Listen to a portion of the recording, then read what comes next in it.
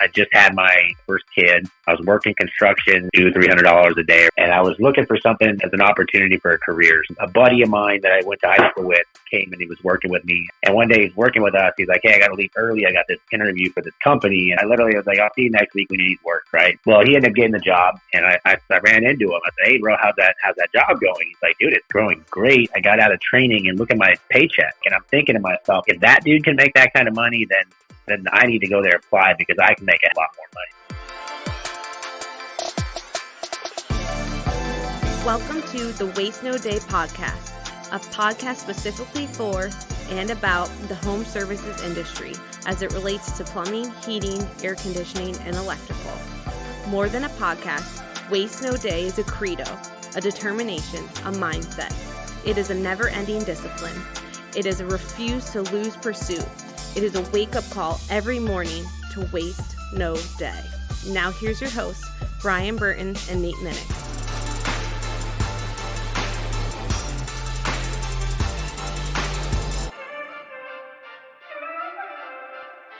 Hey, welcome to another episode of the Waste No Day podcast. Nate and Brian are hanging out with you once again, and we are looking forward to jumping in with our buddy Victor Rancour today. He's going to be talking about his life story and the things that are going on in his world, which, Brian, I got to tell you, is more than I can count. The man is a whirlwind. Yeah, that guy's got a lot going on. I feel like sometimes I need to text so-and-so, and I'm like, I don't have time to send a text, you know? I hear about something like what Victor's getting into these days, where he's got the app, the school, the businesses. Yeah, like 16 of them or something. The podcast. He's a busy dude. And here I was having 4 children thinking that I was busy. Yeah, same here. Yeah, so we're excited to have him on the podcast today. We're going to be talking to him about his life story and everything that he's working on right now. But before we do that, as we normally do, we're going to have a little bit of an introduction here. And to start that off, Brian, let's have our quote. Some people die at 25 and aren't buried until they are 75. Benjamin Franklin. Oh, man, that's a good one. How old is Victor? I don't know, man. We'll 30s, have to ask 30 something? I think he's in his 30s. Yeah. He's not old. How old are you, Brian? 42. Wait, no, I'm sorry. I was called in my mid-30s at the yes 1 hour convention, 1 hour Ben Franklin, Mr. Sparky convention in Vegas. Yes, and mid-30s, Nate. Thank you. As a side note, one of our buddies here at the office, Mr. Mike Vavrick, he's been mistaken for a mid-50-year-old man, despite him being in his 30s. So yeah, shout out to you, Mike. And kind of looking in his 30s too, actually. Hey, thank you to Rob Weddle of Authority Brands for giving us a nice shout out at that conference. Yes. That was really cool. We had to back out like the week before, and it didn't end up getting to go. But we got some nice videos and pictures from friends who were there of Rob Weddle giving us a nice shout out from the stage. So that was really cool. Absolutely. And speaking of Rob, you know, there's another guy who's, I'm sure, living a busy life, and that's not exactly what we're talking about, living busy lives, but it's making the most of the days that you have. And that's really, I think, what, that's the opposite of what Benjamin Franklin's quote there was about, you know, dying at 25 and being buried at 75. You know, that's what we're against, right? That's the thing we're trying not to be. It's a lot of days wasted in those 50 years. I see what you did there. Thank you. Nicely done.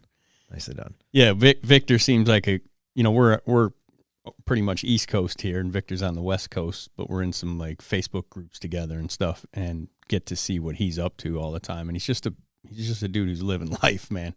There's a lot of those dudes in these groups, you know, like J-Dub, Jason Walker from HVAC Masters of the Hustle. I'm like, this dude's always traveling for work, always training teams, you know, getting the message out. And when he's not, he's on vacation with his family. It's just, you know, these guys kind of exhaust me, if I'm being perfectly honest, but also make me feel a little bit lazy. Lazy. Yeah, that's right. I think what we're talking about is really potential today, the potential that lies within each one of us. That quote from Ben Franklin kind of makes me think about, you know, having a 2022 Ferrari and never taking it above 35 miles an hour, right? You have all the potential in the world, all the power in front of you, behind you, excuse me, and all the possibility of momentum, but you're restricting it.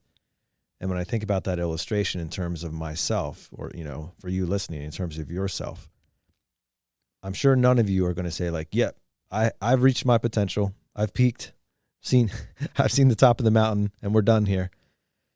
So if that's the case and you think there's more to you, that you have more to offer, what's holding you back? Laziness. Sorry. I thought you were talking to me. There's Netflix. Yeah, right. Yeah, we do a regular presentation training here on Thursday mornings from 6:30 to 7:30 in our training room.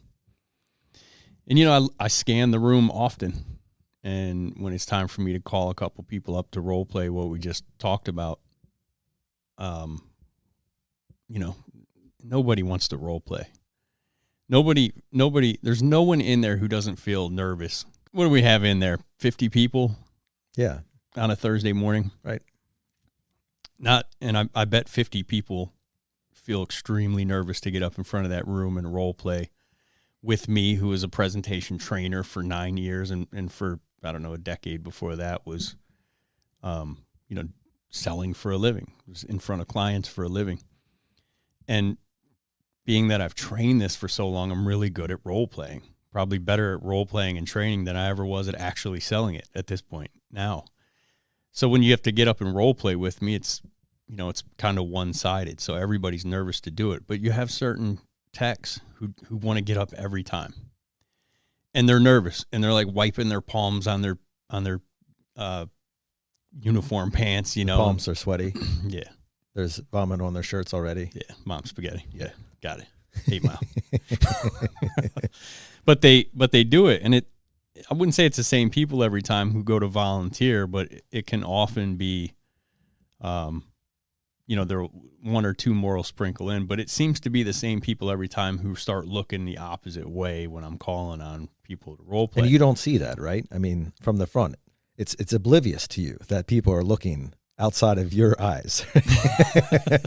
Well, as anyone who sits in my training can tell you, I don't call on the guy with his hand up.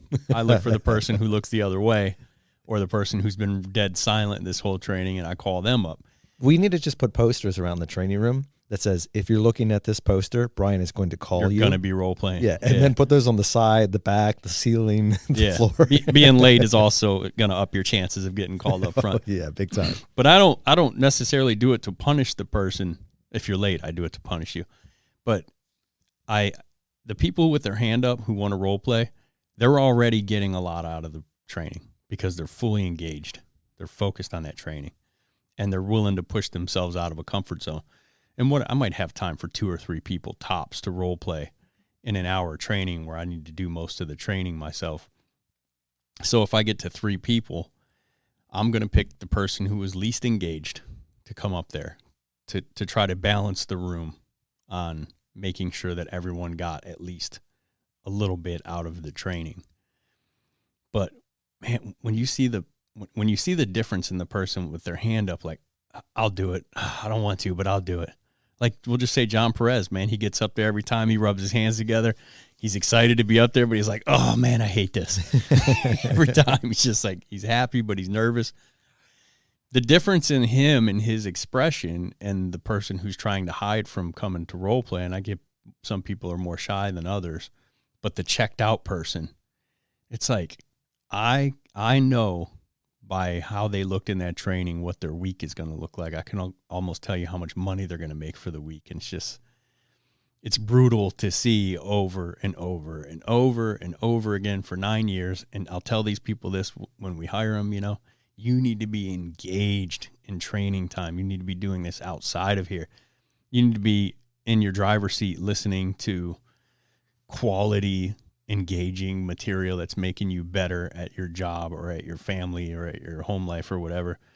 Not doing music, not barely staying awake in the training. Not that you have that in my training. Of course not. But, you know, if Nate trains or somebody else. Bingo. That's right. But just to be engaged and not to be not to be an extra in somebody else's movie of life, but to be the starring actor in your own life. And it is the difference to me I'll say like an old version of me that was like going nowhere and didn't really care. And then looking at either me now or a guy like Victor, the dude's just on fire. I mean, I'm sure not everything he does works. I'm sure he takes a swing and a miss from time to time. But imagine when he's even my age, what's a decade away or whatever that is. Or two, possible. At all the successes he's going to be known for. I don't know of anyone else who's done an app like what we're going to be talking about with him. I won't give it all away, but it's a big deal. It's a big deal, these things he's doing. And some of these things are going to be hits and some are going to be misses, but he's not going to live off his misses. He's going to live off his hits, and he's going to keep trying and keep going for it. And whatever your job is, whatever your role is, wherever you're at in your company, the idea for me is just not to be a spectator. Get busy. Get up in there. Whatever that is, get out of your seat. Let's go. Brian, one of my favorite episodes from the recent history here was the one we did with Doc Simpson from Graybeard Performance from Hunting Hitler with Tim Kennedy. Yeah, dude, I love that guy because he was so real. And one of the things that I personally struggle with is like, and I think we all do to some extent. We get amped up, like yeah. All right, I'm gonna hit it, and then life happens. Like you get tired of running. You get tired of being on all the time. Narcos releases a new season. Yeah, no. Just takes me right out of my game. Right, like, hold on, I got to catch these 10 episodes real quick. Yeah, and then before you know it, you let off the gas a little bit, and then you're coasting, and then you stopped. And I don't know. We all find ourselves there to some degree. These podcasts are designed to help, like, call that out of you, right? I don't think any of us expect to be on every single day for all of our lives. But man, if we can be on more than we're off, and if every time that we're on, we're a little bit better than the last time, we're going to make a lot of headway there. I mean, Brian, I look at you and say, like, man, when you give a training, you give a training. Like, were you always that dynamic? Did you always have that gift and that ability? Were you always on? Or was there a time in your life when you were a little bit off yourself? Wow. I mean, you met me straight out of rehab, buddy.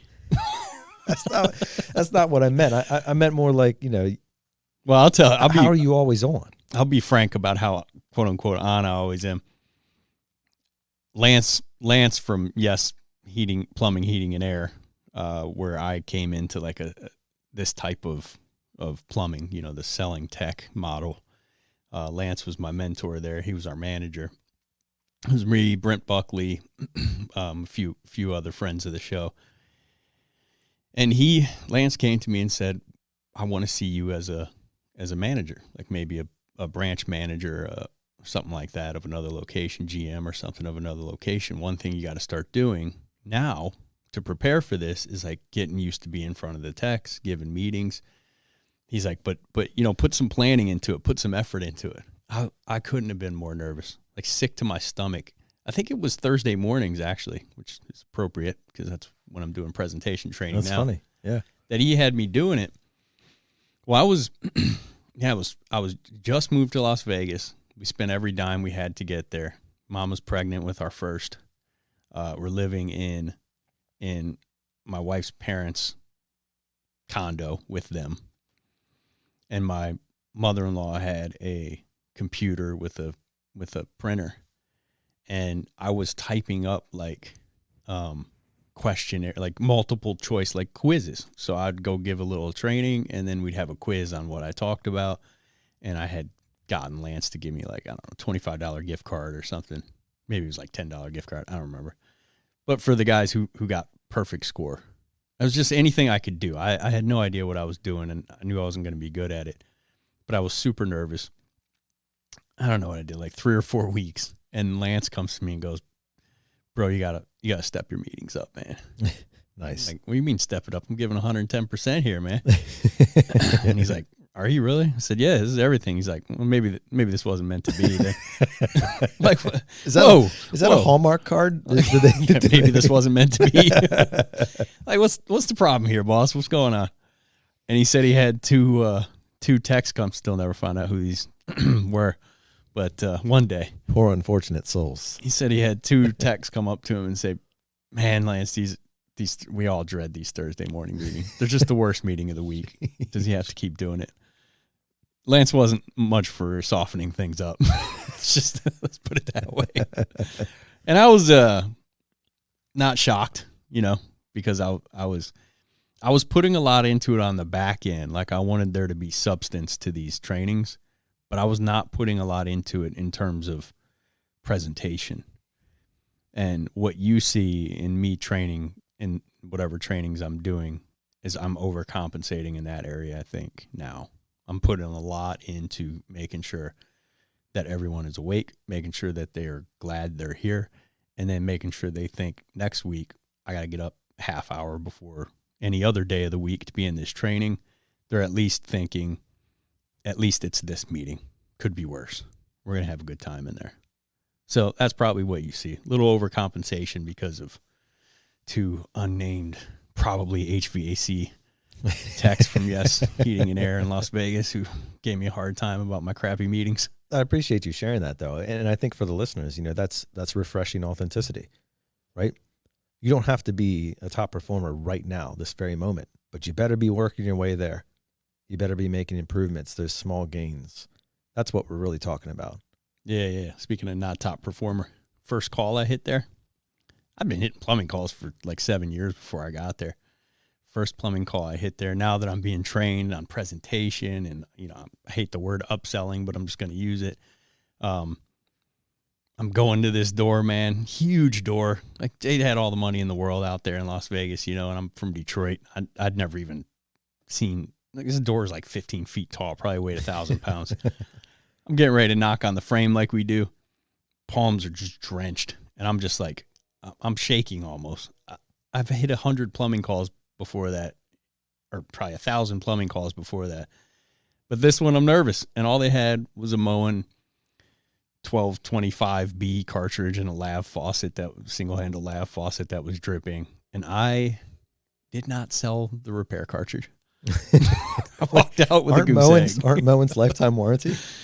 Yeah. So you don't even have to say. Actually, I don't think I knew that at the time. I don't remember. Maybe I was just selling a labor repair, but whatever it was, I walked out with nothing. Nothing. Client, I don't know if they call it, I don't remember the details. I just remember walking out going, wow, I got to call my dispatcher and tell him I could not sell a faucet repair. This is great. Way to come out swinging. And that was your first call at Yes? Yeah, that was my very first plumbing call at Yes. Nice. Yeah, probably a year or 2 later, I'm giving morning trainings on Thursdays, Killing it. Also swing and a miss. Well, it's good to know that there is hope for all of us, Brian. Thank you for sharing that story. Yeah, so wherever you're at and whatever you're trying to do, and you're not perfect and you're not a beast yet, there could very well be a beast inside you. Just give it a minute. Absolutely. And I have to attest that your trainings, Brian, are some of my favorite. And I think, I think you have a future in training, regardless of whether you continue to pursue it here or outside, but you have a gift. And I appreciate every time that you hold session in our training room. Actually, we had a great event in our training room this morning, just kind of talking about something off topic there. But at the time of this recording, we hosted an employee appreciation event that was really cool. We had a bunch of people filling up the training room, and gave away a bunch of prizes through a raffle drawing and everything. It was a great time. Yeah, it was a fun event. That's the first one we've done with the raffles. I think it was a hit.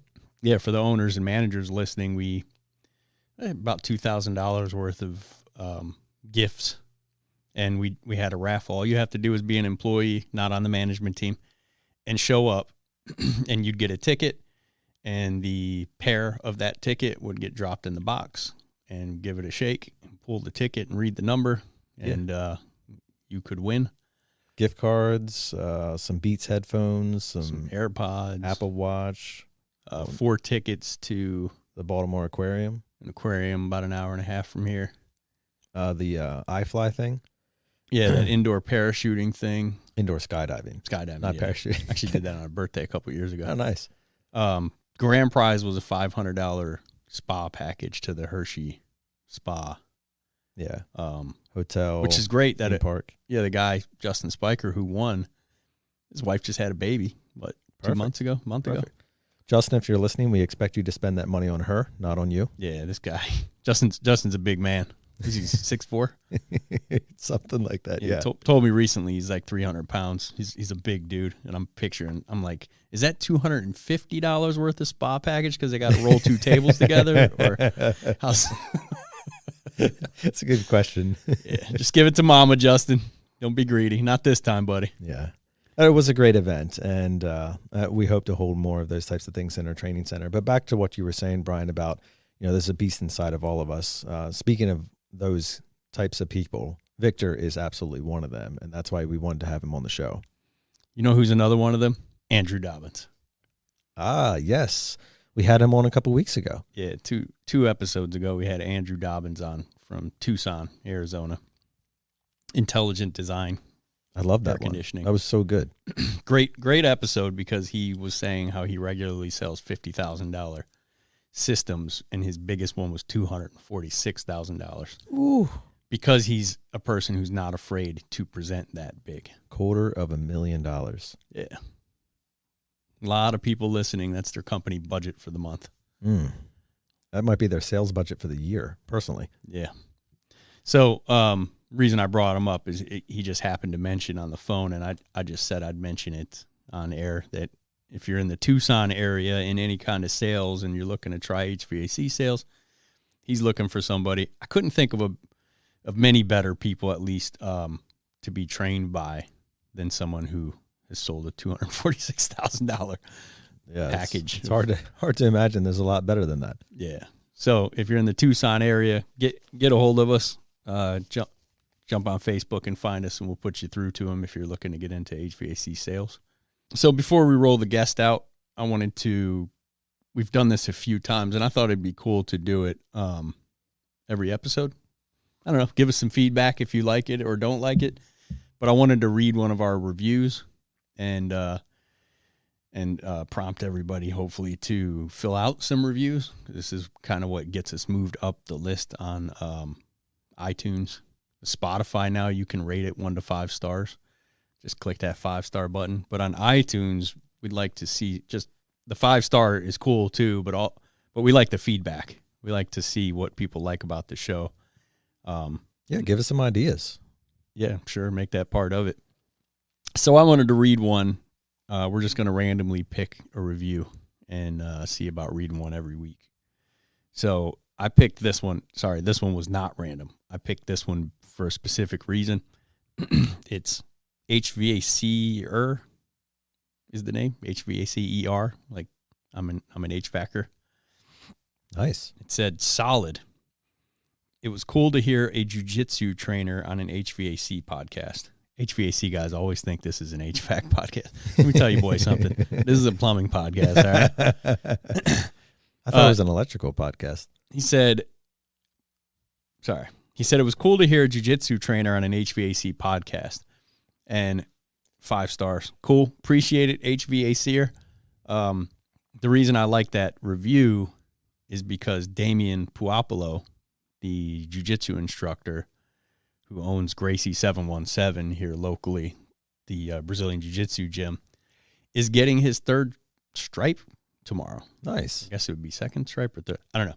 He is a 2nd-degree black belt in Brazilian jiu-jitsu. As of tomorrow, he will be a 3rd-degree black belt in Brazilian jiu-jitsu. Nice. Shout out to you, Damien. Phil Miglioris is coming into town. No way. Yeah, he's gonna anoint him, if you will, promote him, and they're gonna have a cool ceremony and stuff. So I just wanted to say it on air. Congratulations, Damien. Dude busts his butt. I was in there 2 days ago with my son. He was getting it in, and just the same as always. I mean, Damien's been doing this forever. Damien sees 2 guys practicing the move that the other black belt taught that evening, and we're sitting there chatting, and he just gets up, walks over, gets on his knees, and says, "Here, move your arm over here." Dude, he just can't help it. He just gets right in and starts training. Yeah. Love that interaction. The way he just sees 2 white belts training, and he's got to get over there and make sure they do it right. That's good. So, yeah, congrats to him. Nice. And thank you, HVAC-er, emergency room or HVAC, whichever that was supposed to be. We appreciate the feedback, buddy. Well, we're looking forward to discussing more of those reviews in the future, but right now we're going to move to putting Victor Rancour in your passenger seat.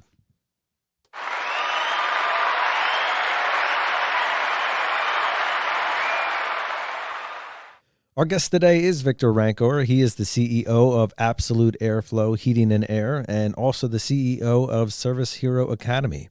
He's a serial entrepreneur with a knack for scaling startups to multi-million-dollar businesses. He's also the co-creator of the Service Hero app, the only app-based HVAC learning platform on the market. With that, welcome to the show, Victor. Hey, thanks for having me on, Brian. How are you doing today? Great, man. Good to talk to you.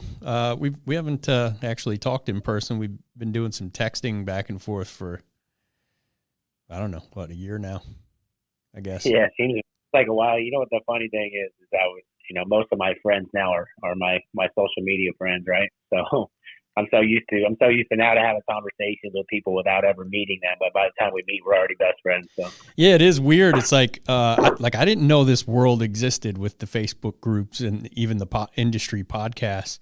And I hit Brent Buckley up, who's I know a buddy of yours who I came up with under Ken at Yes, and just said, "Hey, man, you want to come on the podcast and talk about how we both started in our selling careers together?" And he's like, "Yeah, man, I was just on a podcast," and he started talking about these different podcasts, and then he starts telling us about the Facebook groups, and I got in them, and I'm like, wow, like the resources that techs coming into the trades have today that we didn't have back in our days, like freaking amazing. Not just that, but like for ourselves to be in like your group, Home Service Heroes, and the other ones is like it's an endless wealth of resources that we get to have for free to just tap into. And for us to bring guys like yourself on here to give you a platform to talk about your services that you offer for paid subscriptions is like a small thing we can do to pay that back. yeah, man, and obviously I didn't know obviously anything about the Facebook groups or any of that stuff just a couple of years ago, starting my business, and it helped me, finding that helped me tremendously to be able to grow my business, and just the community that we have as an industry is very open, where back in the day it was never like that, right? Everybody kind of held everything to their chest, close to their chest. They obviously wanted their competitive advantage and stuff like that. And I feel like, I don't know if it's a shift in the generations, just how we operate and everything like that, but everything's so much more open now. And that's what, I've been trying to do, is make it more of a inclusive thing rather than exclusive. Like, even for, like the training companies and like the Nextars and the things like that have always been kind of, hey, you're not one of us, like kind of screw you type deal. Where I feel like the Facebook community can just be like, hey, this is an open community where we all learn together, and there's nothing not holding each other back, if that makes sense. Yeah, it's a real, as Stephen Covey would have said, it's a real abundance mentality where you're like, instead of me holding everything that I do well to myself, share my best practices with other companies, and then they'll share theirs with me, and then we'll all rise together and the entire industry gets better. And it's a really good look for the industry. Yeah, and I think I kind of rub some people the wrong way, because I give away way too much. Like, everyone's like, you're gonna give all that away. I'm like, dude, at the end of the day, man, there's only gonna be probably 1 out of 10 people that know how to apply it and actually make it happen.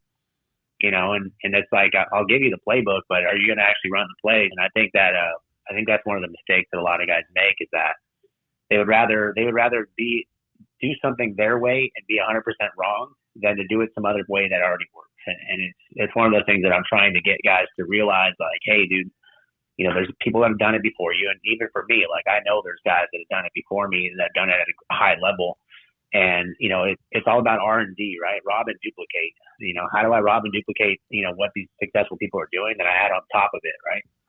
So I think if you guys are a technician or a sales guy or an owner, your goal is not to reinvent the wheel.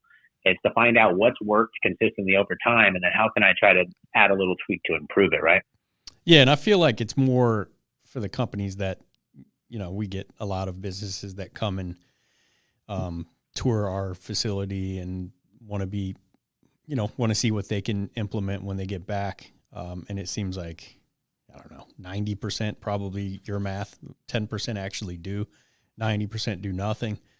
I don't know if it's like, I just want to do it my way, or if it's like implementation is really hard. Like we take for granted things that we've done here and things you've done there that have been so successful. We take for granted that we have people who, not only certain people who are visionary, but then certain people who are integrators who are very good at taking someone's vision and making it happen, where they might be going back to just a bunch of negative people who don't really want anything to do with growth. And now they're like, they would have to do it all themselves and dragging a bunch of people uphill with them who aren't that type of people.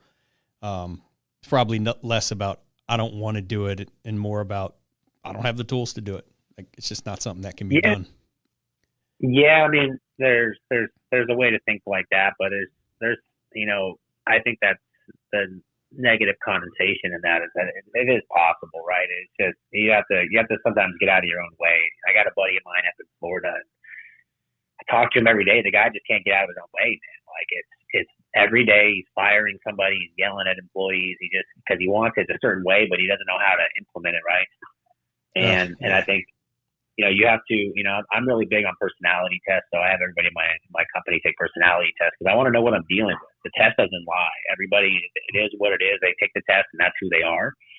And from there, you can start figuring out, okay, well, I need to get more people like this on the team. So when they take a test and they're like this, I need those people. And then I need the visionaries. Okay, so let's take the test and I'll be a visionary. So a lot of it comes down to you investing into finding the right people, not just hiring the guy that walks in the door just because his resume looks good. I don't read resumes. You send me a resume, it's going to go in the trash.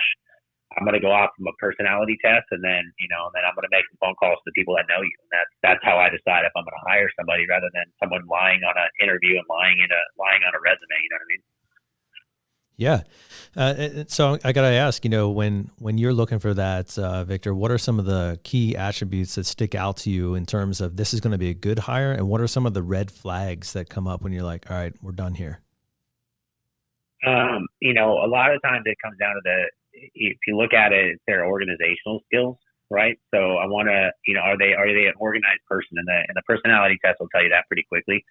Because you can get a bull in the China shop that's successful for a short period of time, but if they're not consistently doing things the right way and they're not meticulous on it, you're going to have a hard time with that employee down the road. It's not a matter of if, it's a matter of when.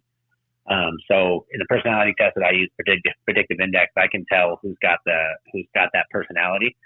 And then you also want to have you want to get drivers, right? So you got to put, like, my sales guys, they got to be promoters and drivers. And they got to not only be promoters and drivers, but they also have to be organized. So I have a bunch of guys that'll come and apply, and they'll be great sales guys, and they're off the charts on their ability to sell and their ability to communicate with people, and they're driven. But at the end of the day, if they're not organized, what happens is over time the walls start closing in, and then they start freaking out. I've seen it so many times. So, like, when I hire sales guys now, I have a very particular personality that I choose from, and almost all my sales guys have the same exact personality, and that's what's allowed me to continuously grow and cultivate a culture with great sales guys and great employees. Well, speaking of growing, we are sort of growing ahead of where we're supposed to be in the podcast. So we want to jump back into your story and dive into exactly what's been going on with you. How did you get to where you are? What drove you to get into the trades? And what's your story, man? Yeah. So, for the guys that don't know me, I haven't been doing it very long. Next month, March 5th will be my 7 years in the industry. I was just like anybody else, man. I was early 20s. I just had my first kid. I was working construction, doing day labor stuff, getting paid mostly cash under the table, $200-$300 a day or whatever it was. And I was looking for something as an opportunity for a career. So, most of my life, I just kind of jumped job to job and never really had a purpose. And, I was doing construction, and a buddy of mine that I went to high school with came, and he was working with me as a day, kind of like he'd come work with us every once in a while. And one day he's working with us. He's like, hey, I got to leave early. I got this interview for this company. And I was like, oh, okay, like, what is it? He's like, well, it's to do HVAC. And I found it on Craigslist, and they're going to pay me, $60,000 a year minimum. I get a truck and benefits and all this stuff. And I'm like, in my head, I'm like, yeah, right, dude. I literally was like, I'll see you next week when you need work, right? Well, he ended up getting the job, and a couple months goes by, and I ran into him. I said, hey, bro, how's that job going? He's like, dude, it's growing great. I got out of training, and look at my paycheck. He straight showed me the paycheck, and I'm thinking to myself, I'm like, if that dude can make that kind of money, then I need to go there and apply, because I can make a lot more money than that guy. And that's how I ended up getting into the, even knowing, I didn't even know what HVAC stood for going into the interview. I'm like, HVAC, I don't know what it stands for. I don't know what they do. I didn't know any of it. And I went into, it's a company called Service Champions out here on the West Coast. And they're probably the 800-pound gorilla on the West Coast now. I went to interview there, and they actually wanted to make me an installer. And I said, no, I don't think I want to be an installer. Like, well, you're a big guy. You're good with your hands. You did construction, blah, blah, blah. I said, no, I want to do what my buddy is doing, because he showed me his paycheck. They're like, well, that job involves sales. And I was like, well, my whole life I've been doing sales. So, before I was doing construction, I was doing sales as an oil change guy. I did sales I did phone sales, like loan modifications and things like that. And I was always a really good communicator. I said, well, just give me an opportunity to be the tech. And if I suck at it, then I'll go be an installer. There they put you through training. So I went through 6 weeks or 8 weeks of training, something like that. And during that time, I'm eating cup of noodles at this minimum wage. So I went from making money to making nothing for 6 to 8 weeks. Literally, I was having to borrow money from people to buy lunch, and then just didn't have any money. And obviously, I got a family at home. I got a wife and a daughter. We're renting. At that point, we're living out of a room in a house, because my wife, when we got pregnant, we were renting that room, and it was like a party house. And then all of a sudden, now we got a baby in it. So I still remember the first day they showed me the pay plan, and I said, I can make this much money selling this. And they're like, yeah. I said, okay, well, just give me the truck, because I'm going to come back with a bunch of money. And that was my mentality. Once I saw the pay plan, I already knew I was going to make a lot of money. I told my wife, second I saw the pay plan, I said, as soon as I get out of training, you're never going to have to work a day in your life again. That's awesome. And that's been 100% true. I mean, the first month I was in the field, I won Airtime 500 as a top turning tech in the country. Never running calls before in my life. And so I think at that month I did like $35,000 in repairs out of my truck between air scrubbers and fan motors, and then turned over, well over $100,000 my first month in the field. I think it was in May 2015. And that's what I kind of knew. I was like, okay, well, I can do this. And they had a really good bonus plan in place. So I just kept hitting every bonus, and they kept changing the bonus plan because they weren't expecting someone to actually hit the numbers. Love that.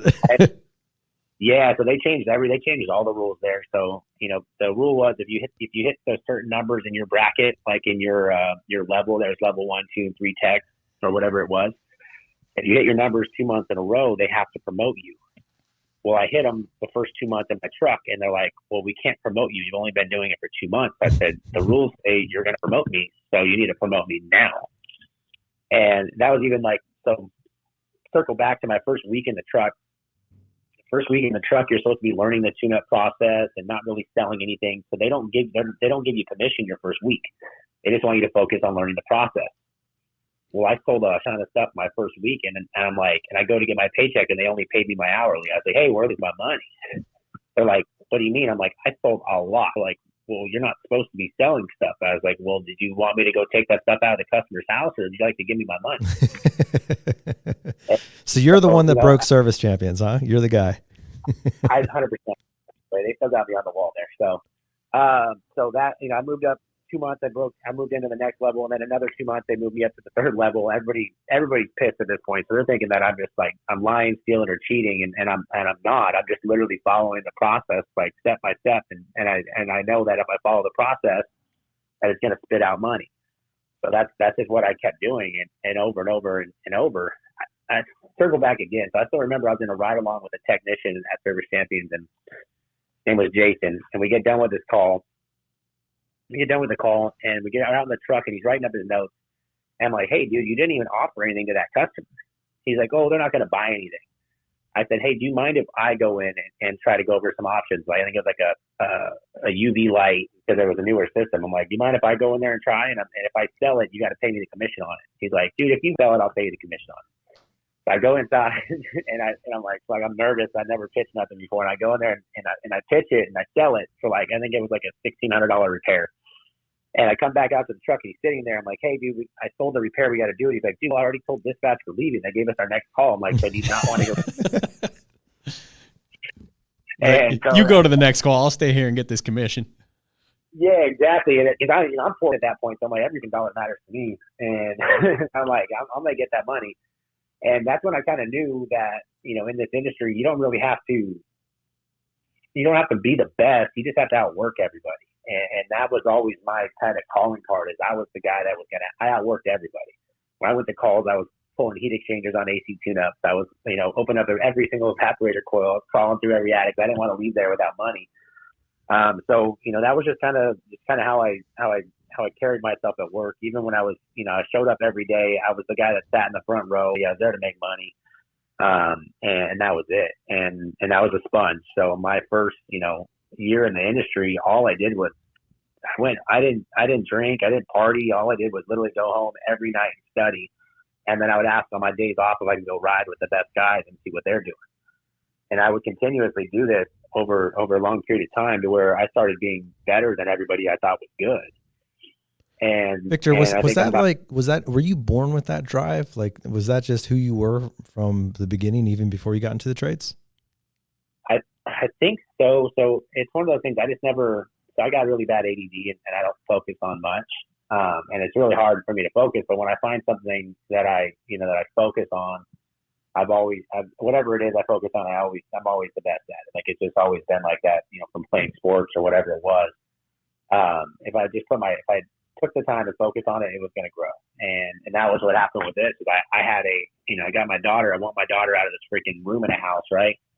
And I wanted her to have a better life. And I found a way to do it. And I'm like, there's no way that I'm going to let anybody out hustle me or take my money from me.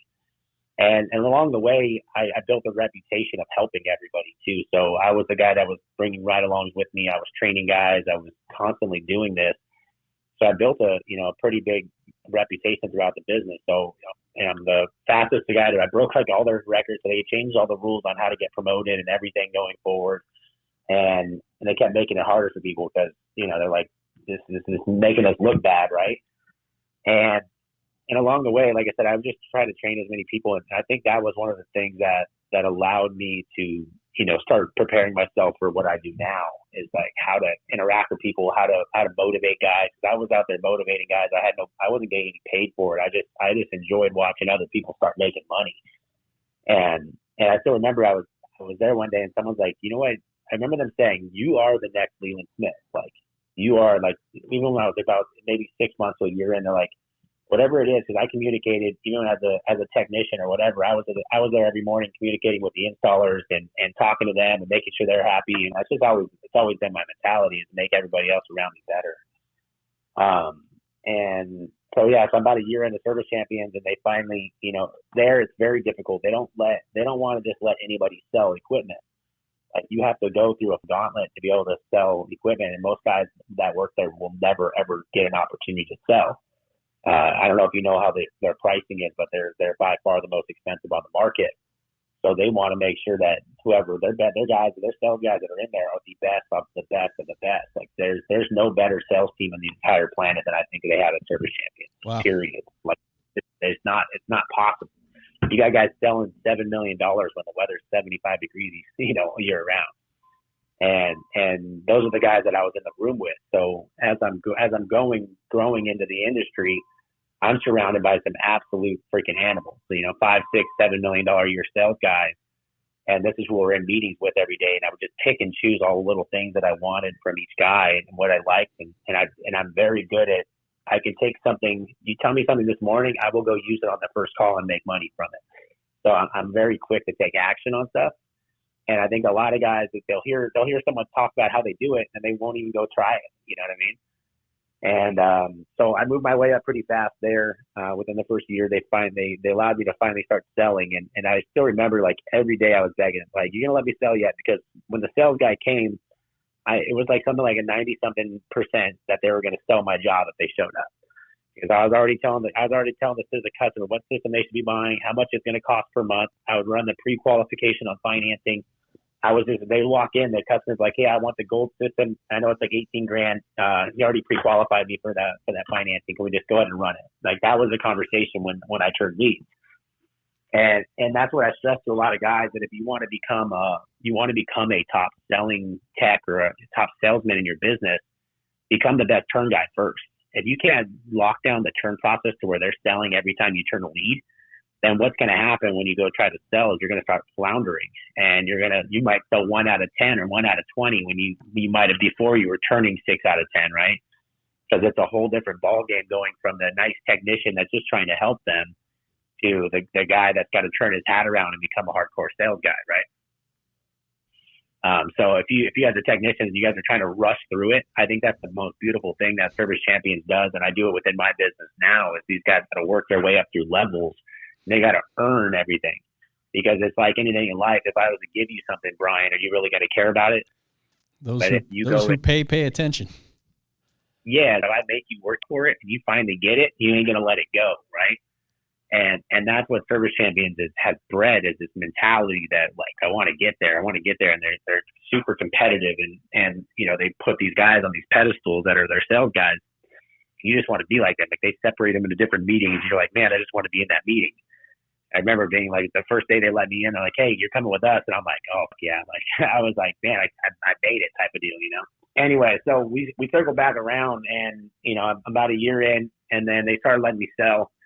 And I still remember the first day they let me, they're like, "Okay, you can sell today," right? And I'm like, I had a ride along with me, this guy named Shaq, and Shaq, he's riding with me, and I'm like, "Hey, we're selling today." Like, he's like, "What do you mean?" I'm like, they're going to let me sell. He's like, "All right, let's check it out." So the first call they sent me was like an 8-year-old system, and I tore this thing apart down to the last little piece. And they told me no. I'm like, well, I didn't even get to the point of quoting or anything like that. They just like, "I don't want to do anything." Go to the second one. They don't answer the door. I'm like, "You got to be kidding me, dude." I'm like, "They let me sell today. We're selling." And then the last call we get was an AC diagnostic. And I still remember I go there, and it's an AC diagnostic, and I'm like, "I don't care about the AC. I'm getting both." It was 2 systems. I'm getting both of these systems. So he's out there going up the AC. I'm like, "I don't care about the AC. We're going up in the attic." It's 160 in the attic, and I pulled both the heat exchangers out. Coils are clogged up, and I'm dragging all these parts out of the attic. He's like, "What the heck are you doing, man?"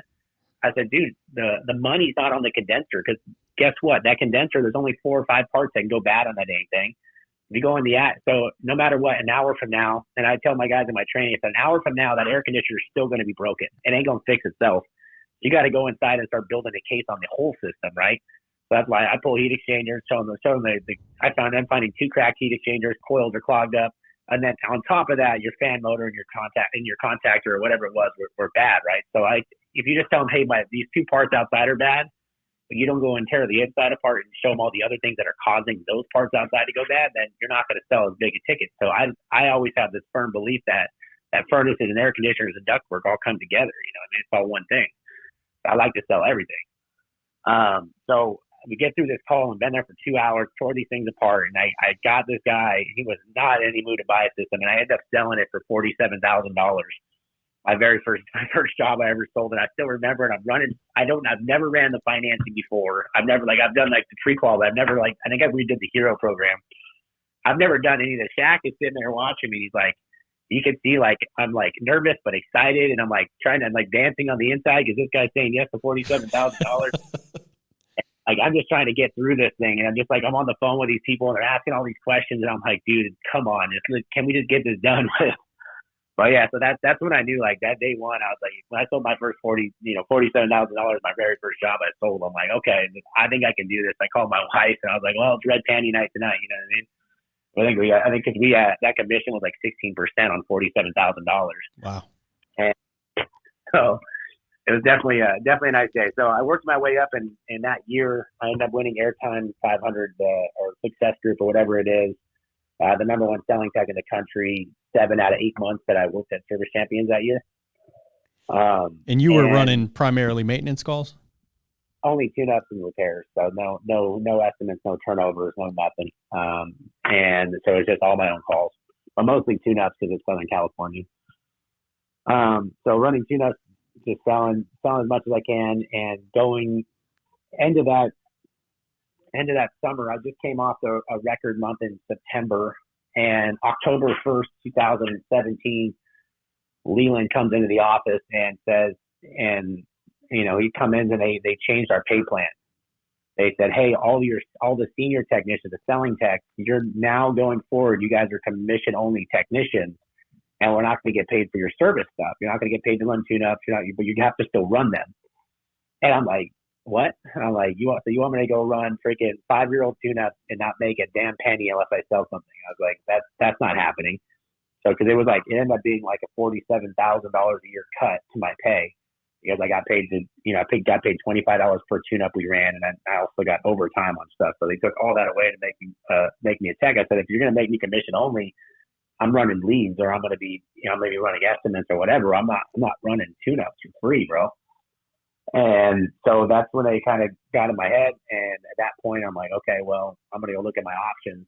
And I ended up doing lunch with a guy, competitor company down the street. I did breakfast with him. He took me to his shop, and he says, and we get done at his shop. I meet his team and all this stuff, and I go to leave, and he's like, let me know when you're ready. I was like, well, you never made an offer, bro. And he said, how about this? He's like, and this is like 3 days before my wife's birthday. It's in October. And he says, how about this? Go home, tell your wife, pack your bags, and let's go out to my house in Hawaii. We'll go hang out for a week. And I was like, well, that sounds freaking nice. And so I go home and tell my wife, like, hey, pack your bags. We're going to Hawaii in a couple of days. He ends up flying us out, first class out to Hawaii. He ends up putting us up in a presidential suite on the North Shore of Hawaii. And we got to go relax in Hawaii. And being me, like, I didn't grow up with a bunch of money, and I never experienced any of this stuff. And my wife's like, older white guy to invite you out to his house in Hawaii. I wonder what he wants. It's like insinuating that there's something weird going on, And so we fly out to Hawaii. We hung out there for a week, and at that point, he offers me, kind of a deal I couldn't refuse. He offered me a bunch of money up front, and then offered me a position that would put me where I wanted to be, which was, the guy running leads behind the guys. I also was able to do training and stuff like that. So I left Service Champions, went to this company, and I got to kind of see the insides of a well-oiled machine like Service Champions, right? You go from Service Champions where, like, you have everything you can possibly need, every tool, every presentation book, like everybody. And then you go to this new place, and it's like a minor league baseball team from going from the Yankees to a minor league team. You know what I mean? They don't have everything covered. The office is in chaos. The training is all over the place. They're literally telling the technicians there. They told them, I don't want tools in your truck. I don't want parts on your truck. Your job is not to fix air conditioners. Your job is to create friends and sell. So this is the kind of place I went from. Service Champions were like, no, you do the process. You do it right every single time. You always do right by the customer. In this place, they're like, leave your gauges in the truck. You don't need those. You just need to go in there and communicate and sell. So I went from that to this, and I'm like, I'm a little bit in shock, right? So like, I'm like, this is a whole different type of business than I'm used to. Because that's the beauty of having a business where you groom your own technicians, right?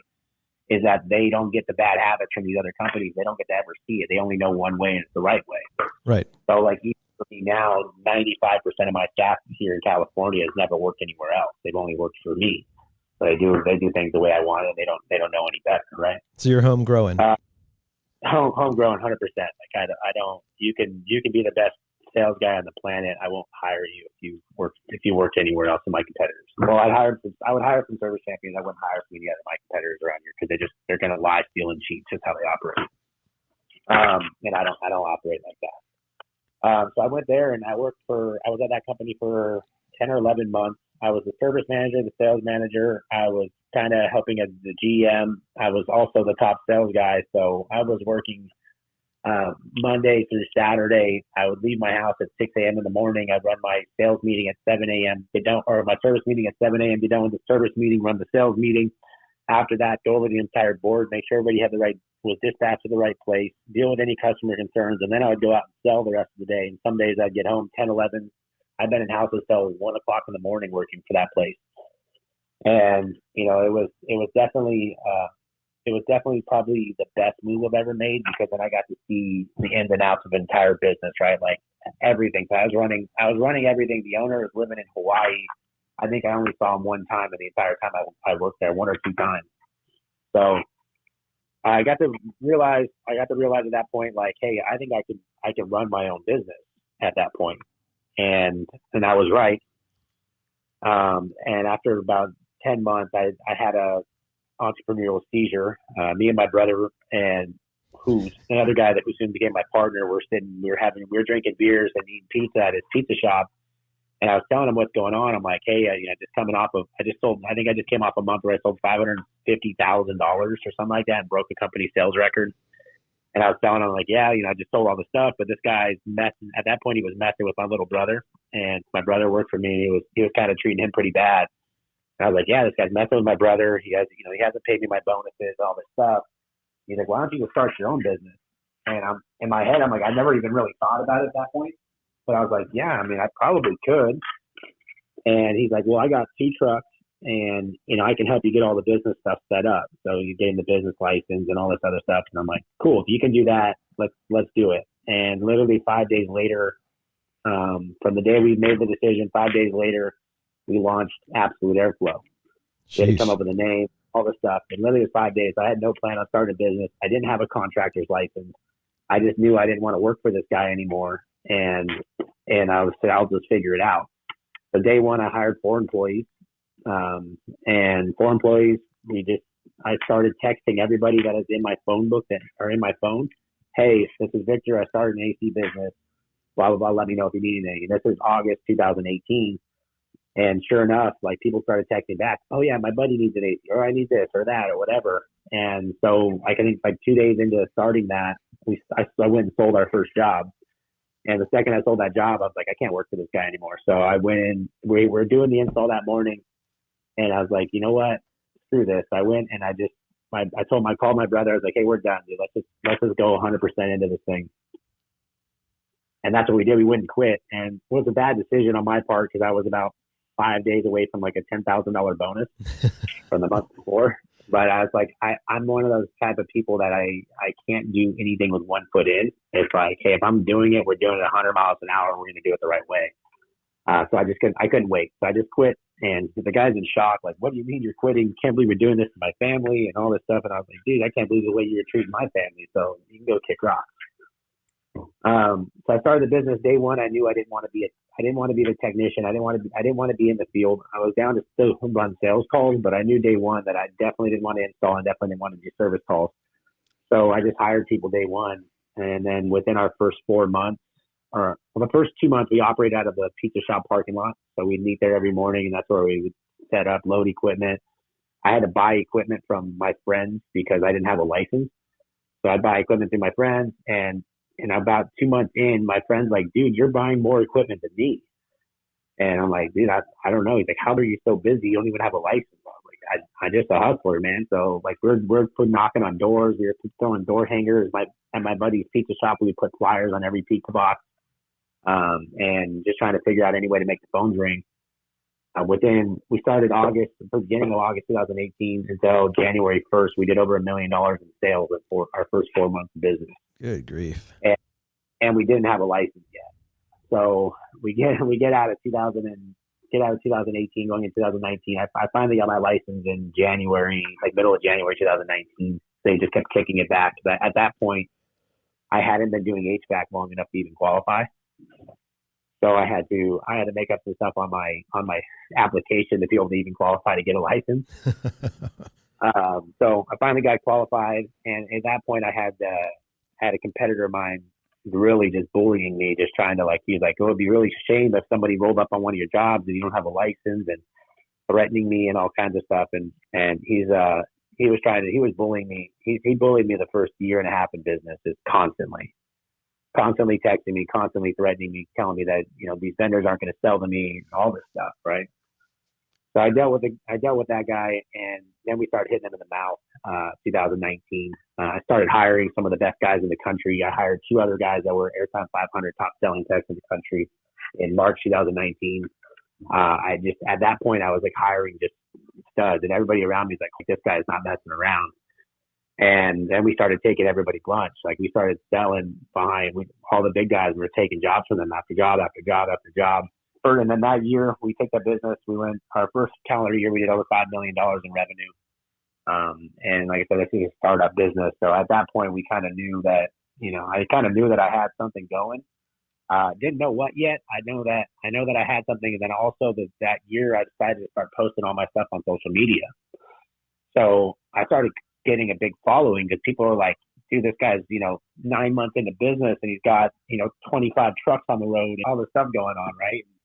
And he's got this new building he's living into. So I just kind of started documenting everything that I did, which kind of grew my stigma, I guess, or like it grew my influence. So a lot of people started following me and asking me questions and pointers on how I was growing so fast.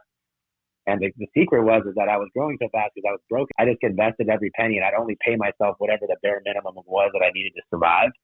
So as long as I could pay my bills, I could pay my whatever I needed. That's all I cared about. Every other penny went into my business. Every time I got a big deal, let's go buy a new truck, or I'd hire a new employee, or do this or that. Where most people, when they first start out, they want to kind of hold on to the money. And it later did catch up to me, but that's how I was able to grow so fast. I just reinvested every penny.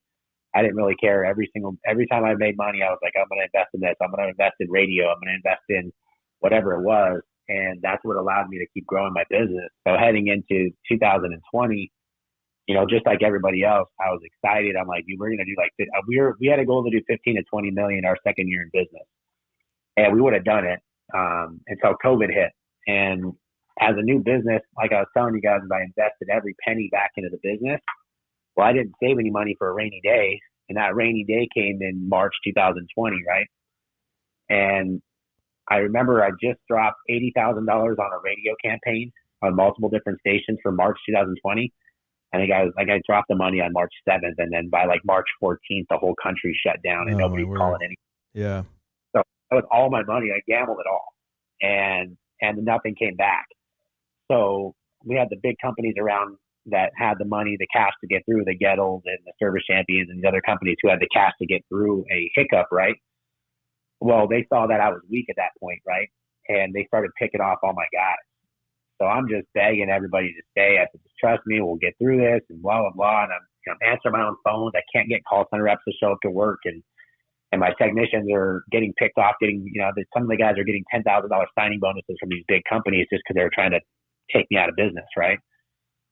And, a lot of guys, a good amount of guys still stayed with me and they stuck by me. And that was, I'm very grateful for those guys. But at that point, I'm like, I thought we were going to go bankrupt. And we're all waiting on those PPP loans and all these other things coming through. And they came through. And at that point, I'm like, okay, well, I'm never going to allow myself to get in that position again. You know what I mean? And so, yeah, so that's kind of how I grew the business. And now we just hit year 3 in August. We did over a little bit under 15 million last year. And this year we're pacing for probably 16 to $20 million out of our location here in Southern California. Well, congratulations, man. That is quite a story. And the drive, the ups, the downs, everything that came with it. That's incredible. Yeah, and there's a lot of stuff in between there. So I'm in the process of writing my first book. And nice. There's a lot of that people are like there's a lot of stuff behind the scenes. And I tell people now we're like absolute Airflow 5.0 at this point. So we've changed so much in 3.5 years. There's so many growing pains and there's so many things you go through that, most guys will never talk about. A lot of guys might have went through it, but they don't have that. They don't talk about it. So then there's this stigma to other guys that when they're going through it, that they think they're doing something wrong or they're losers because they're not growing as fast and stuff like that. So I'm really big on being very transparent and the struggles that I've gone through, the good, the bad, and the ugly. And I figure the more people that are transparent about what's going on, it's going to get guys to think, they're not wrong. They're not messing up. I want other people to realize that, even the best guys, the guys that you see, they failed at some point and they just don't talk about it, but it's okay to talk about failing, That level of transparency, Victor, is that something that like you grew up with, or maybe you grew up with the opposite of that? I'm just curious, like a lot of guys who would have your type of drive and your type of motivation to start a business from scratch and like, let's go from here, might tend to be a little bit more protective, keeping the cards close to the vest, but you're wide open about everything, writing it down, being a book, helping other people. Like, did that come from something in your childhood, or was there something that clicked along the way that you said, this is who I want to be? I think it was just kind of clicked, man. I've always, even like circling back to any job I've ever done, I've always been the leader, the trainer, the whatever it is. Like I've always been the one to help as many people as I can. And I think it's just who I am, is inherently who I am, and sometimes I'm taking advantage of some stuff like that. But a lot of times, even now I get taken advantage of, by sponsors and vendors, and they start talking about their stuff and they're not cutting me a check and they're making millions. I've had companies make millions of dollars off my name already, just because I was just trying to help them. And then I didn't think about it in my head, like, man, I just made those guys rich and I got nothing out of it, But yeah. It's who I am, and I can't really change it. And that's kind of, what's led to where I'm at now. And you guys talked about the Hero app and sales training and stuff that we're doing now. And that was also, that's also part of my story, right? Like my story has always been is that I want to give as many people as possible the same opportunities that I got. Because most guys, and the guys that are probably listening to this, will never, ever, ever in their career get an opportunity to work for a great company like Service Champions, or be around sales guys that I've been around, and the level of talent and the level of just overall knowledge of how to do sales and how to run service calls, how to generate money. I got, a buddy of mine, a mentor of mine, Daniel Royas. He made $1 million last year selling air conditioning. Okay. Selling air conditioning, not as an owner, but as a salesman running calls for a business. He made over $1 million last year. So it's one of those things that just wanted to get people to understand that it's possible, as long as you have the right process in place and the right mindset in place. Then, pretty much anything you want in this industry is possible. So that's a good segue, Victor. And I understand one of the reasons we wanted to talk to you was about the software piece, because you're right. Many people, in fact, probably the majority of people, will not have the level of experience that you have gained over, well, even a short amount of time, much less a lifetime, right? And so they are kind of on their own track as far as learning and improving. And you know how the story goes, which typically when the bar gets raised, you get a little bit better, and then somebody else raises the bar and you get a little bit better. But if nobody's raising those bars, you kind of get to the top of the ladder, and not everybody is built to start making their own ladder like that.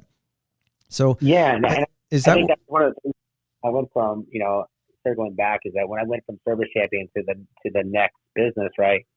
I went from being a small fish in a big pond to the big fish in a little pond, right? Like I was the end all be all. There was nobody teaching me anything at that point. And before, it was like we were all teaching each other. Like we were all learning different tricks and stuff from each other. And then I go to the place where I'm the only one that has the tricks, and I got to teach the tricks. So it was definitely different animal at that point. So is that where the motivation came behind the app? Let's talk about that. What is the purpose of the app? It's what's the name of it, and what are we doing? So the app was an idea. So the whole thing came about in March 2021. I remember it was a Saturday morning. I'm sitting at home, and I think I was sitting on the toilet, to be honest. And where my best ideas come from. And I sat on the toilet, and I got up the toilet, and I'm like, I actually made the post while I was sitting on the toilet. I said, hey, who would want to fly out to California and come do sales training with me? And it was like, I think I was charging $3,500. And I was like, let's see who wants to come. And if they want to come, then it's worth my time at $3,500 per person. Well, I got 20 people in the first hour and a half that said, yeah, I'm in. So I go out to my wife, and I'm like, well, we got 20 people at $3,500, 20 times 3,500, I don't know how much that is, but that's $70,000 I'm going to make in 2 days, babe. Like, that's crazy, right? And I never even thought about that, right? And, we did the first training, and everybody that was in there was like, literally like, if you would talk to anybody, they're like, some of these guys have been doing this for 20 years, and they're like, this is what you do? They're like, no wonder you make so much money. No wonder your business is growing so fast. And they were just amazed about the nuances and the details that I put into the sales process. And so I teach a lot of the psychology behind the sale. A lot of sales guys will tell you how to do something, but they don't tell you the why behind it. And if you don't know why you're doing something, you're never going to continuously do it over and over. So one of the things that I teach in all my sales classes is the why behind what I'm doing. Every single thing that I do or say inside of a house is leading towards what I want at the end, which is them to sign a check to me. Okay. And I went through this training class, and just the amount of knowledge that these guys didn't have, where I thought that was just normal. I thought like everybody knew this stuff.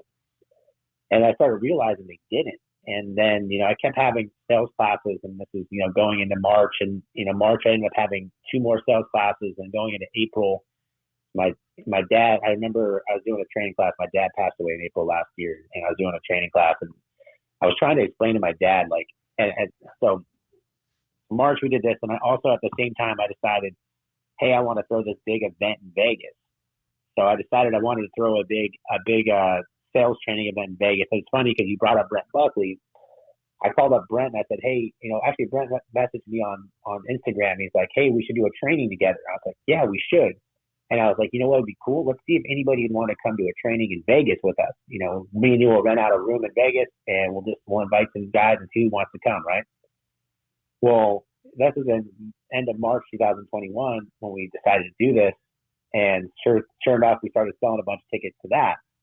Like, I think we're onto something. And that event ended up turning from, us doing sales training to all of a sudden I'm on stage with Grant Cardone and all this stuff.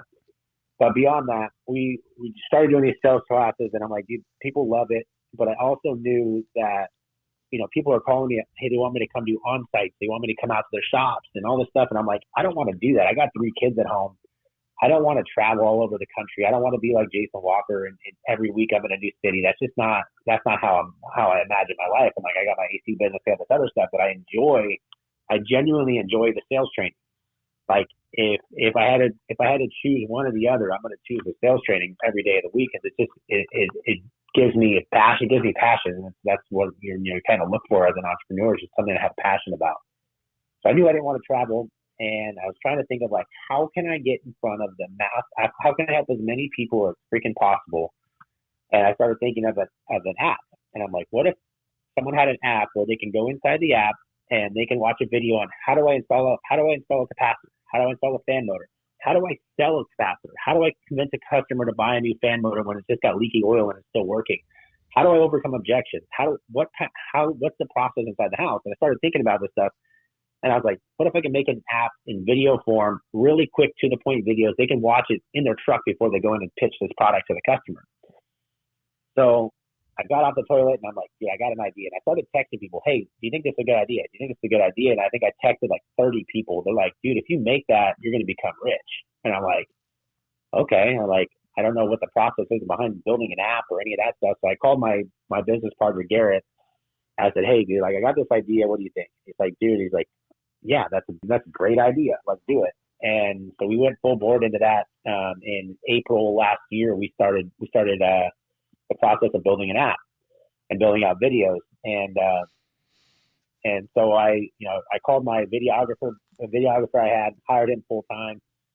I called my brother. My brother was working in the oil refinery, and he hated that job because he never got to see anybody. And this was the same time that my dad's passing away. And my brother's like, dude, like, I would rather make a little bit less money, but be able to be around my family and not be missing any more stuff. So my brother came to work for me, and he ended up coming in as the technical trainer and the guy that shoots all the technical stuff in the videos. And so hired him on full time. So we had to, throughout last summer, we still had to sell as much as possible, because I'm paying my brother's salary. I'm paying a videographer full time. And then we're also paying all this money to build out this app.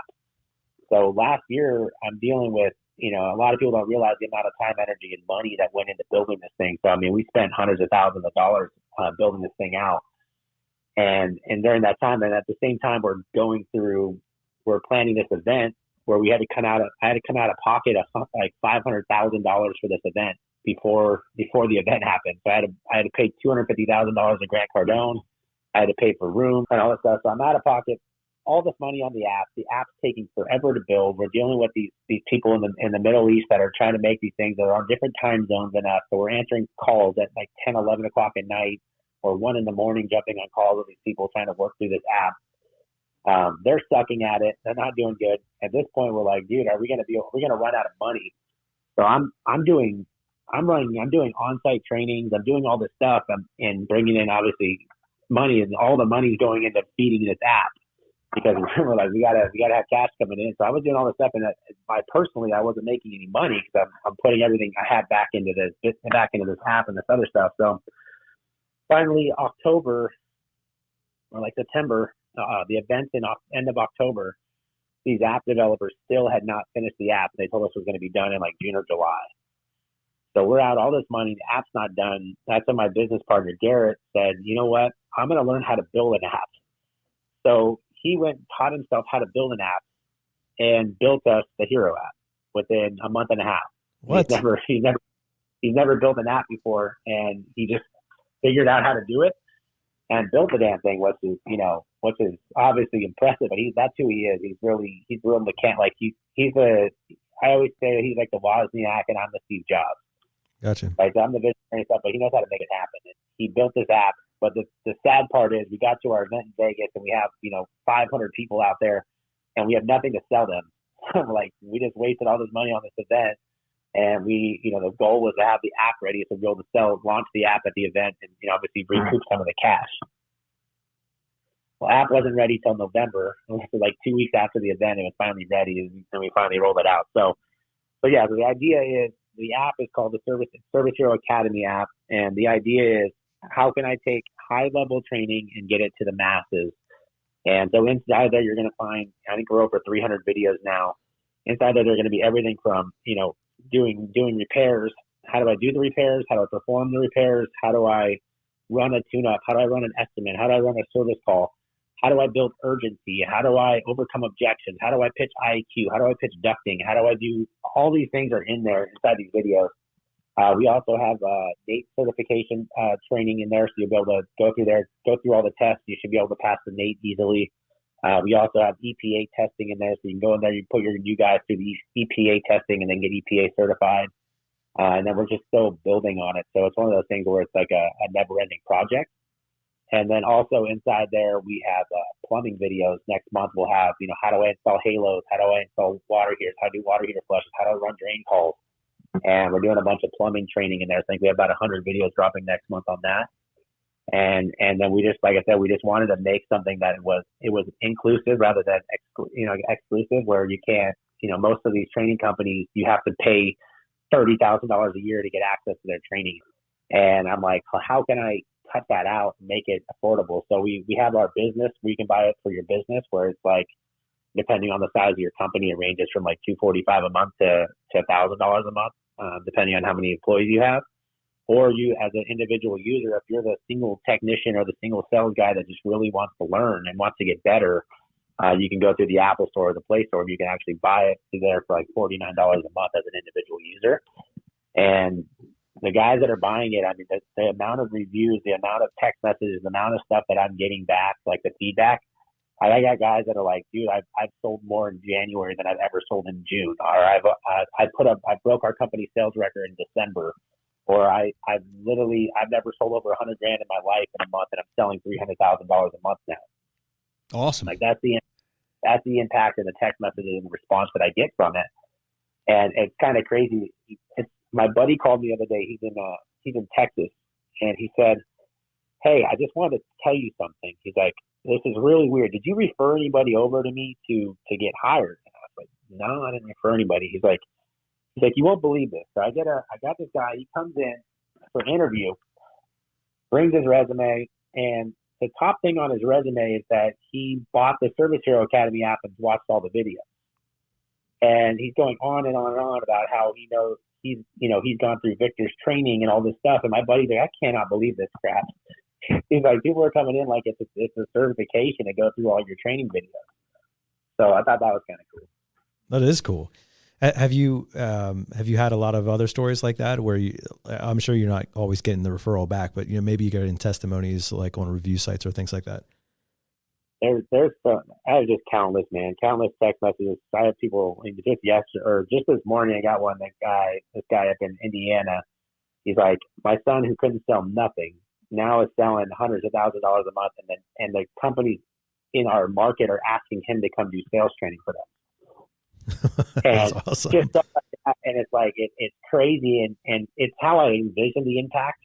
I did envision more people buying it. Like I think we have 800 users on it now, but that's just a small amount of companies, only a couple hundred companies, and there's tens of thousands nationwide. So now it's just as a company, we're just trying to figure out how do we get in front of more people. Because I can tell you right now, Brian, that if I had 2 people come apply, I had a guy that said, "Hey, I've watched every video on the Service Hero app, and I've done all the tests. So there's tests and stuff after the videos. I've gone through everything on the Service Hero app, and I have another guy that says, "Hey, I just got out of trade school, and I got my EPA. I'm going to hire the Service Hero guy over the guy that got out of the trade school that spent all his money." Wow. Because the guy that's watched the app has learned how to communicate, learn how to run calls, how to do stuff. When you take a guy out of these trade schools that are complete shams, they don't even know how to change capacitors half the time. They go, "I got my EPA certification." I'm like, whoop-de-doo, I've been doing this for 7 years and no one's ever asked to see my EPA. Right. And it doesn't teach you how to run a service call. I mean, it barely teaches you anything getting an APA. They don't know how to communicate. These are the important things. So one of the things I'm working on is trying to get my app as a tool to be used in every tech school nationwide. And I'm in some high level conversations with people through that to be able to bring it in, because I think that if they want their students to be successful, they need to give them the tools to be successful. And if they want to teach them the technical side at school, that's fine, but they also need to be doing stuff where they learn how to communicate, because that's the important part if you're hiring somebody, right? So let me ask you, for our audience, or say me, a few years ago as a plumber, and is this for HVAC only? Is it for plumbers and electricians, or who's the market? It's anybody that wants to learn how to sell more. So as far as like the technical videos right now, they're all HVAC. We have the plumbing technical videos we have a deadline of March 1st to launch all the plumbing videos. But all the other stuff in there, how I run a tune-up on HVAC, it should be the same way that people run a tune-up or run a service call or a water heater flush on plumbing, right? Or on electrical. It's just a level of service and a level of, getting the customer involved and making them understand that you are the best, right? And that's one of the things that I do, is that I teach the guys how to bring the customer along for the ride, create an experience, and then along the way, I teach them how to get the customer to sell themselves, right? Because a lot of guys, they go in and they're just like ninjas in the house. They don't even know they're there. Well, how do I get the customer involved, and how do I get it to for the customer to believe it's their idea to do these repairs or their idea to buy a new system? And that's the psychology behind the stuff, and why you ask things when you ask it. And it doesn't matter if you're in electrical, plumbing, HVAC, or whatever it is. If you watch those videos, you're going to get an idea of how to run a call better. As we grow, we are going to have specifics for each trade. So we're doing plumbing next, because that's a huge market. And I think that day one, we're going to probably have 300 to 500 companies on that, just based on the amount of people I've talked to on the plumbing side. And then electrical will be after that. We're doing solar sales. We're going to be doing garage doors. Everything is going to be inside that app to be able to, take a guy from the street and teach him how to do that trade. And my goal is that app is able to adjust the labor shortages. So how do we adjust? How do we fix the labor shortages and stuff in this industry? And I think this is a way to do it. On top of, I have communication with the Goodman guys, and I get to be a speaker for them now, where I want to be part of their VR stuff they're doing too. So I'm going to have, virtual virtual reality training. So it's like I'm already right there in their classroom. You know what I mean? So let's talk from a technician level. Again, let's say I'm in a truck currently hearing this podcast, and I like the idea. What's my next step, like in terms of getting on the app? And then once I'm on the app, how do I interface with it? How do I use it? How does it make me more successful? So, obviously the first thing is deciding you're going to make an investment on yourself, right? So, a lot of guys, like if this thing existed when I first became a tech, I would have been so stupid rich so fast. Like I would have broke every record times 10. Okay, like if I had this tool, it would have changed my life completely. I probably wouldn't even own a business right now. I'd be making so much money selling stuff that I wouldn't need it. A lot of the stuff I had to learn along the way, and then by the time that I'm, out of it, I was selling a lot, but at that point I was already moving on. But I think that, if you want to invest in yourself, you want to get better, maybe your owner doesn't want to invest, or maybe you want to have that communication with them and say, look, this is going to help everybody. It's first thing you want to do is make that decision. You want to invest in yourself. And second is, you can go to the Apple Store, the Play Store, and you can buy it. It's $49 a month. So it's literally nothing. I mean, it's $1.25 a day for something like that. And $1.25 a day is going to make you probably an extra $50,000 to $100,000 year one, just in the sales. So invest in yourself, go online, buy it. Once you buy it, you have, it's like having me in your pocket 24 hours a day. You can watch as many videos as you want. Also inside there, there's constantly new videos. So every week we have new videos that are in there. It's never like one of those things where it's like, hey, this is all complete. It's never ending footage in there. We have every training class that we do in Southern California. We do live stream of every one of them. And all those live streams end up in the app too. So you get to be part of all my classes that cost, normally it's $1,500 to $2,000 to show up and go to class. So you're going to have it inside the app for the $49 a month. It sounds incredible. And, I'm just checking out the app right now, actually on my phone, looking through some of the screenshots and things like that. It seems intuitive. Looking at some of the screenshots of the class opportunities look really cool. And the idea is I think, revolutionary. There's also a community in there. So there's an activity feed. You can post photos, you can ask. And we also have, if you go in there, there's a section where you click on manuals.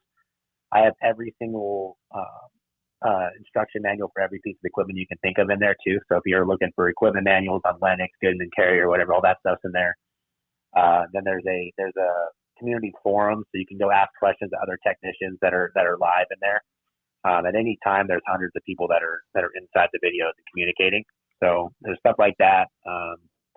It really is. There's really nothing else like it on the market. And the other thing, I talked to my partner, and I'm like, he's like, what if someone else comes along and does it? I said, you know what? More power to them, because first off, they got to be a high level salesperson. They also have to be good on camera.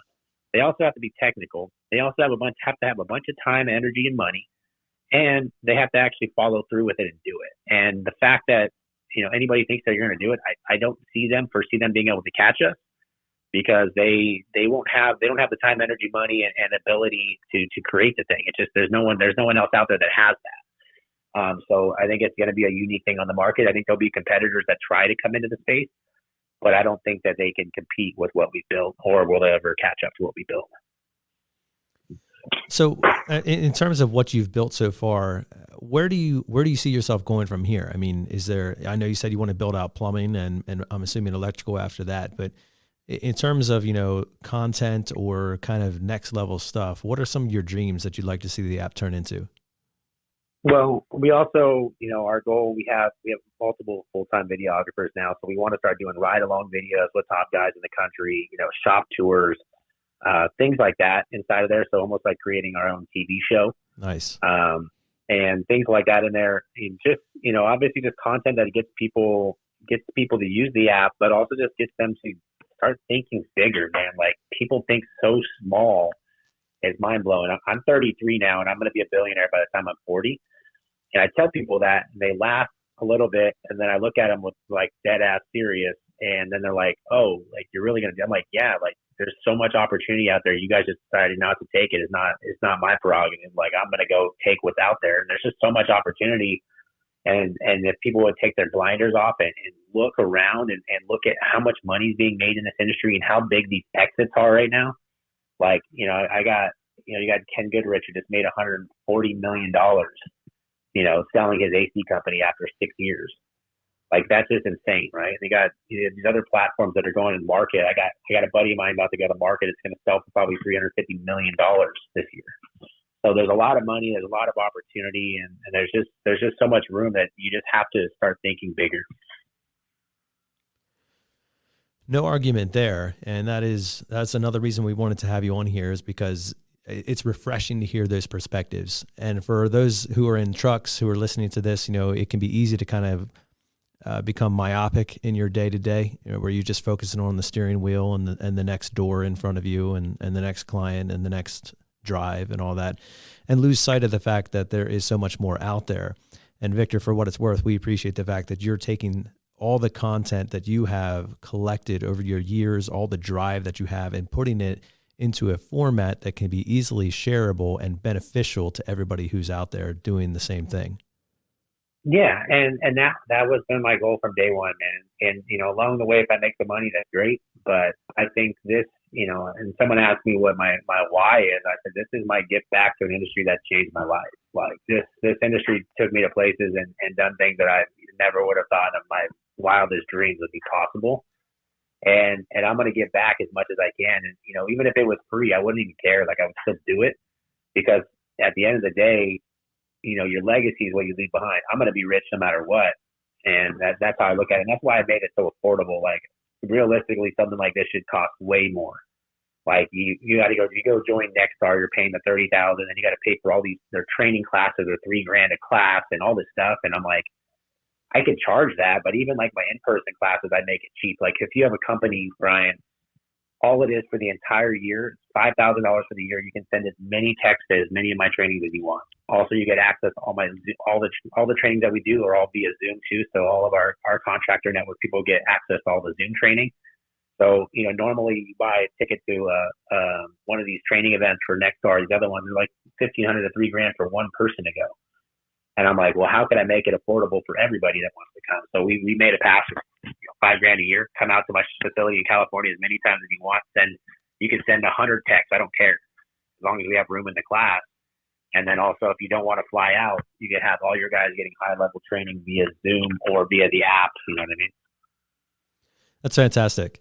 And so, Victor, if I'm interested in learning more about the app, or I'd like to sign up for it, is the best way to do it straight through the app, or is there a website or something else that would be the first step? So if you're an individual user, the only way is to go through the app. So we don't sell individual through our website.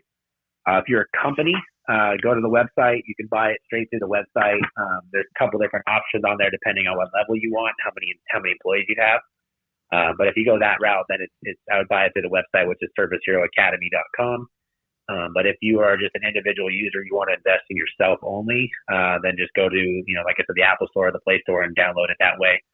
When you do download it through the Apple Store and stuff like that, you will have web access to. So if you're on a computer, you can still go to Service Hero Academy and watch videos through the website, or you can watch it through your tablet, tablet or phone, or whatever you want to watch it in. That's great. And so you're not only are you uploading new content every week, but you're also providing the live streams like you talked about. So that can be part of a regular weekly process as well. Yeah. So like I said, between me and my brother runs a lot of the technical training classes. Like, we have some airflow classes coming up, and then I have some sales mastery classes. So I only do 2 of them a year. It's just because it wears.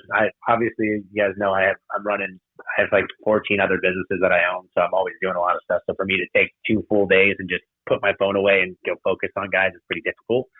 But I do it twice a year. So I'm doing one this week on the 10th and 11th, and then I got another one in 2 weeks on the 24th and 25th. But those classes, once you leave there, those guys, everybody that's ever come to one of my sales mastery classes, gone back and they're multi-million-dollar salesmen. I even have one guy. He came as a technician, and when I left there, I said, "You're not a technician. You need to go home and tell your boss that you're a sales guy, and you need to tell me you need to give you the opportunity. You're not going to work there anymore." He's like, "What?" I'm like, "Tell him you are a sales guy." Like, the guy, after he got done with the training, I'm like, "This guy's a stud." But he went home and he sold $3.5 million last year, and he started in March. Whew. Yeah. All right. Well, as we bring things in for a landing here, Victor, we are always looking for kind of the next thing. And so just out of curiosity, I know you're always looking for that thing as well. What else do you have in the back pocket that you're looking to do besides the app? I throw big events. So, we have our annual hero event coming up in October. It's something that, if you've ever been to like a trade show in our industry or any of these events, they're always pretty boring. This event is nothing to do with selling you crap. It's all about content. So if you guys have the opportunity, I know the tickets will sell out fast. We sold out last year. We're going to sell out this year probably in the next 30 to 90 days. We'll be sold out for our October event. But come out. I got some of the best sales guys in the country, from Daniel Royas and Jason Walker, myself, and countless other guys that are going to have a sales training room. And then if you're a business owner, we have our business the main stage, which is going to have some of the best operators in the country coming up and talking about what they do and how they implement. I got Wyatt Hempworth, I got Ishmael Valdez, Tommy Mello, Louis Bruno, Landon Brewer, lady that owns Ellen Rohr from Zoom Drain. And then I got some really great speakers. I got Brad Lee, who runs a company called Closure School. Another guy named Sean Whalen, who owns Lions Not Cheap. And then I also have, as our headliner, we have David Goggins, who's probably the baddest dude on the planet.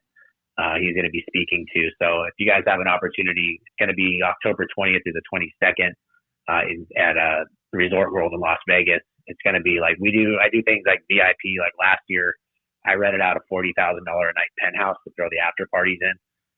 So you get to experience some stuff that you normally don't get to do. So that's kind of my other passion, is throwing these big events. So we're going to continue to do that every year. Our goal next year is to have 3,000 people at our event. That's incredible. And if we are interested in joining one of those events, where's the best place to sign up for that? Service Hero 10X, so the number 10x.com. Those tickets right now, they're on sale until the end of February, I believe. So it's $14.95 just for general admission, and then it's $24.95 for VIP, which includes a meet and greet with all the speakers and also the after hours parties and stuff. So it's actually really affordable for what we're bringing to the table on the event. Fantastic. And then on top of that, I'm part of I'm a partner with Sarah, which is a CRM. I don't know if you guys really know much about it, but I will tell you right now, within the next 10 months, we are going to surpass ServiceTitan as far as the software itself. And it's going to change the way you guys operate your business. So my business, as I switched over to it, we just finished December with a 31% net. And a lot of it's to do with the software, because it helps you eliminate the amount of people and inefficiencies within your business. I was an ex-ServiceTitan user, and I had to hire extra employees to try to track numbers and make things right, and it was just never right. Now I was able to eliminate 30% of my office staff and run better, and my entire staff's happier. So if you guys are looking for a new software, I'd check out Sarah. It's fantastic. Nice. How do you spell that? SERA. Okay. The guy who created Sarah is a great guy in our industry named Billy Stevens. And his background, his company was the first company to sell the private equity, which is Berkey's in Dallas, and they ended up becoming what's called the Wrench Group now. And the process that he did with his business is how he built the software to make it as his big thing is how do I eliminate inefficiencies within a business, and how do I go take it, because most HVAC businesses run probably about 40 to 45% efficient. How do I get that to 80% efficient, 90% efficient, or 100% one day? And that's how he built the software, and he's built himself a great business out in Dallas called Billy Go Plumbing Company. They ran at a 32% EBITDA last year, and they're a 3-year-old business doing $12 million with 32% of the bottom line. Fantastic. That's amazing.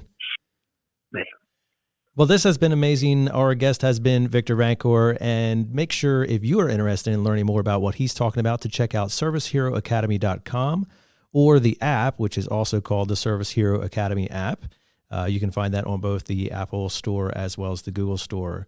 Thanks so much for joining us today, Victor. It's been a pleasure hearing from you, hearing your story. It's an inspiration, I think, to all of us, regardless of whether you're in the trades or not, to hear somebody who's come from, what I would say would be little, living out of one room and now owning multiple companies and doing the things that you're doing. So that's awesome, man. We appreciate you taking time to share that story with us, and also to develop that into content you can share with the world. And also, if you guys, you don't want to invest any money, you just want to join a community of like-minded people, we have a Facebook group called Home Service Heroes. You can join that, and there's always stuff that's put in there. I do a lot of free live training in there too. So if you guys want to join that group, there's 3,300 people in it now, and it's only continuing to grow. And it's just a great community, and you can ask questions, and you can kind of be yourself in that group. So if you don't have the money to invest, join our free group, and you'll be able to pick up some knowledge along the way too. Victor has even I've seen you do something that I do here, which is we'll just have like an impromptu Friday morning meeting, or we don't actually have meetings on Friday, where I'll say, throw out your best objections, the ones that stop you the most. And I saw you actually did a live version of that. What was it, a couple weeks ago? Yeah, and then also I have a podcast too. So if you guys are interested, it's called the Hero Podcast. You can check it out on Spotify or Apple, or we do or on YouTube. We have it on there too. Yeah, and that is a video podcast. Yeah, it's a video podcast, and then obviously we upload it. We upload the audio to Spotify and Apple and all the other platforms. Awesome. Cool, man. Well, I appreciate you coming on. It was good to finally talk to you, and hopefully we will see you in October. Oh yeah, man. You know what? You guys aren't going to want to miss it, man. It's going to be great. If you guys want to set up your podcast there too, we got to pull up a podcast area too and stuff like that set up. So, pleasure, man. It's finally glad to, finally get on the phone with you and talk. And I know we've been going back and forth for a while, but I like what you guys are doing, and just keep it up, and hopefully we can just keep helping as many people as possible. Amen, man. That's the name of the game. All right. Thanks, Victor. Guys. Have a great day. Man. Have a good one. That's it for our friend Victor Rancour. It was awesome to hear from him. And man, is that app exciting? I am checking that thing out right now, and it's really cool. And I think that could be revolutionary for some of you who may not have, the level of training or the level of experience that perhaps everybody is blessed with. And so even if you are looking to develop yourself, that could be a great opportunity for you to do that, and an excellent tool to put into your arsenal. And we appreciate Victor for taking the time, the money, and the energy to put into that app to make it available for all of us. So that is our motto here, challenging you to get better. That's what we want to be doing every single day. We want to be wasting none of it and making sure that we are making the most of every moment. And this is a great opportunity to do that. We continue to challenge you in that end, as well as getting better technically, communications, performance-wise, and just making yourself the best that you can be. So we look forward to hosting more exciting guests. We have a couple more great podcasts coming up here in the next couple of weeks, and we're really excited to share those with you. And make sure you leave us a rating and tell us what you think about the podcast. Share your comments, share the podcast with other people that you know. We'd love to hear more from you. As we do every single week, we want to leave you with our challenge, which is to choose to wake up every single morning and waste no day.